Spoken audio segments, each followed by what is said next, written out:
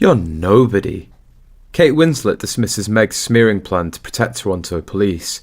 Stop lying. Toronto's top cop dismisses Meghan's smear as royally exaggerated.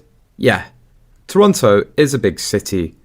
We cater to a lot of actual stars who come visit, especially during movie productions. If actual A-listers like Keanu Reeves, Brad Pitt, Rachel McAdams and co. haven't ever complained about being stalked in Toronto, then why the fuck would people care about some girl named Meghan? No one cared about Meghan because we have the International Film Festival yearly here, and a lot of movies and shows are filmed here for tax benefits. We see celebrities constantly here, and they're left alone. It's very much a New York, we're not impressed attitude. I've walked by Dustin Hoffman, Reynolds and Kate Winslet, casually on the sidewalk, no one batted an eyelid. Kate Winslet and Anthony Hopkins dedicate Toronto Film Festival awards to frontline workers. Winslet said she was extremely proud of her film Ammonite. Kate Winslet has also spoken about the security and great people in Toronto, saying in an interview that Toronto is a great place to work or hold major awards ceremonies. I love the atmosphere here, and everything's so comfortable and it's not stuffy. And now, in one of his final statements before retiring, the city's outgoing police chief says assertions made by the Duchess of Sussex that his officers did little to protect her are royally exaggerated. In fact, Toronto Police Chief James Raymer said claims made by Meghan Markle in a recently released docuseries are highly inaccurate. I was deputy chief at the time, in charge of the Special Enforcement Command that oversaw that situation, and can tell you the officers did an excellent job, Raymer told the Toronto Sun on his final weekend as the city's top cop before retiring after an illustrious 42-year career.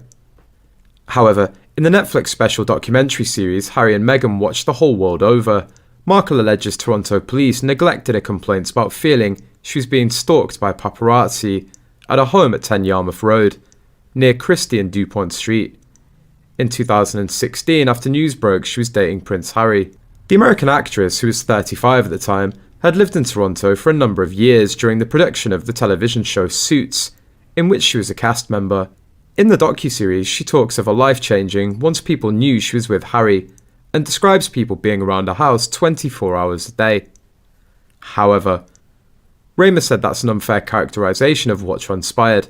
Regarding the florist pap shots in Toronto. 1. In the documentary, Meghan said there were about 10 paparazzi waiting for her outside the florist's. This is a lie because the paparazzi that took the only shots of her on this occasion was accompanied by one other guy. If my maths is correct, that's 2 paps. 2. The same pap is asked if Meghan ever organised her own pap strolls and he said no comment. 3. Meghan does this thing when she's lying that immediately gives her away. She opens her mouth. The chief said he personally knows numerous detectives and officers who took the actor's complaints seriously and addressed the concerns. Our officers were extremely professional, he said. I oversaw the area that protected VIPs and I fully support the work they did there. Markle claims she asked police, "I'm just supposed to live like this?" and suggests they replied, "Yeah." She says that when she got a death threat, things changed because she needed to have security. What she doesn't mention is Toronto police did respond to the street, routinely monitored it, deployed undercover vehicles and teams, and spoke to the paparazzi. There are even pictures taken by retired Toronto Sun photographer Mike Peake of police being on a street.